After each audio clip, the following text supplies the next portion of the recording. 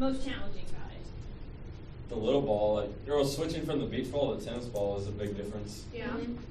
Yeah, the little one's so hard like to see, like moving so The quick. tennis ball wasn't that bad because it was like big enough, like your hand, like. And it's neon. You still hit it. Yeah, You that's can, right. You can see that one a little bit better. Yeah. The little one was hard because you're on the ground. Yeah.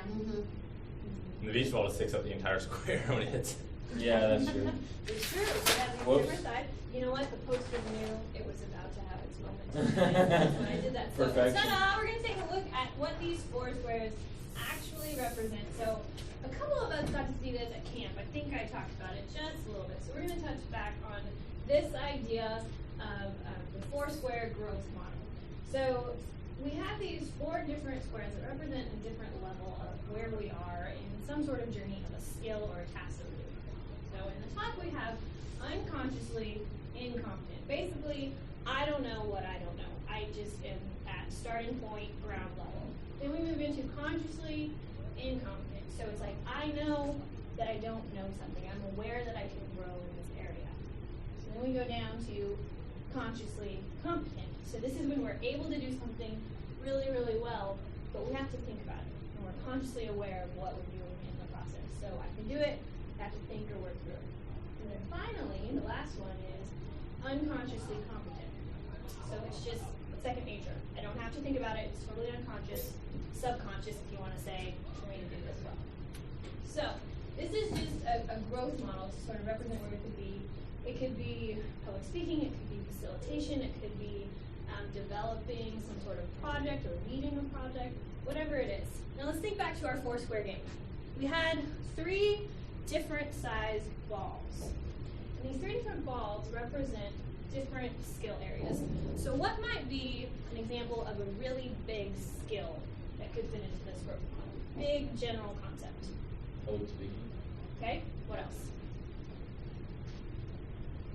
Relating to your role, we'll narrow it down. Relating to your role as an officer. What sort of big, broad skills? Connecting with members. Okay, Yeah. let's get one more. Like leadership. That counts. Like as a Yeah. chunk. Yep, big chunks. Leadership, we could say servant leadership maybe. It's a little, that idea of having service-based leadership. Okay, let's move on to our tennis ball. This is sort of that medium level, skill level. It's not too narrow, but it's a little bit more specific than our beach ball concept. What might these be? I'd say that would be like more facilitation, because it's a type of public speaking-ish, but it's a little bit more narrow. Okay. Let's think back to Nick's example about connecting with people. What's one level down from that? That could be a more specific thing. They like different age groups of each. Like you want to focus on I'm better with seniors because I'm closer age-wise, so freshmen have a harder time or something like that. Yep. Good example. I like that one. Others? I would say maybe connecting to members, like another step down would be whatever in games. Okay. Yep. That's sort of, it's bigger than our itty bitty ball, but it's definitely smaller than just connecting, right? Okay, so I don't have my, oh, there it is, thank you. That's the thing about super balls. Really easy to lose. So let's narrow it down even further. What's a really, really specific, narrowly defined thing, skill or task that we have? Like direction sense. I feel like that's a very, like there's workshops, there's like facilitation workshops and then like parts of the workshop that you know you're not good at. Good point. That's a great example going from facilitation to that. It's a very specific skill that we can work on. Let's get one more example. Like speaking example I gave, like telling stories. You want to narrow it down, like getting the details and people in the audience line would like connect with it somehow. That way they're paying attention and they get the point you're trying to make. Yep, good point. I like that one. So thinking about those examples that we said and our own personal experience in this, we're going to take it and be ready to apply that four square concept to this four square concept. So when we hear the word go, we need to jump up and come grab 3 sticky notes each and something to write with, whether it's something that we have or what we grabbed. And on these 3 sticky notes, we'll write down a concept relating to these 3 sizes that relates to us. So one big idea concept, medium-sized, one really, really specific. Once we have those written down, we'll come over to our chart and put them in the box where we think they belong. So what questions do we have? So we're going to get 3 sticky notes, write down 3 concepts, and then put them on our chart. Go for it. All right, so let's think back to the first part of this game. We called these opportunity cards, and what is it we had to do in order to get them? You had to be creative and find an object that went along with whatever the topic was that you gave us. Right, and we had those different topics.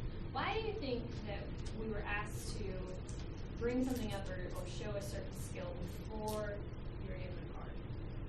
We would like to prove ourselves. Like, we kind of show that we're like worthy of that thing, because we have to do certain, like when opportunities come out, we do have to like do certain things to be able to participate in those opportunities and take them on. Right, exactly. So being able to invest in them and contribute to them, absolutely. And you said being creative. It's another part of it too. How does being creative help when we're looking at different opportunities? I feel like sometimes it can be easy to just like look at an opportunity and be like, that's not for me, or like what can I get out of it? But if you look at it in a more creative light, then you'll see like maybe another side, or maybe somewhere where it will fit into like your town, so you're showing people what you care about. Right. I like that good answer. Let's think about the fact that we had these opportunity cards that were given with different categories of leadership. What were some of the categories that we talked about? Commitment, Coaching. Role model. vision. Encouraging. That was the example, wasn't it? Still counts. That's a good one. Did any of those strike you as being the most important to being a good leader? Committed. It's pretty important. Why do you say that? Like the first step would be, committed to the task that you're given, or committed to the job that you volunteer for. I think that role model is an important one too, because if you're not that, then you're not really a leader, because all these people looking up to you and expecting you to do things, and you have to be a good person. Other thoughts? I'd say that probably is not the most important one. You can't just have one and neglect the all. If you want to be a truly good leader, and you be well-rounded and use all of them to your advantage. I agree with that as well. Nice. Good consensus. So a lot of, we have some that maybe are more important to us personally, but all of them contribute to being able to be a good leader. Now, how does that relate to the rest of this office year? What can we take away from this, looking at opportunity for the future? I think one aspect is like what the things you like, vision, coaching. We might be better at some, and if we want to be a better leader, we need to learn. Look at those areas we might be weaker at, and be able to try and build those up to it. Make sure we can help everyone the best way possible. Okay. Thank you. What else? What can you personally take away from this, looking at opportunity in the future?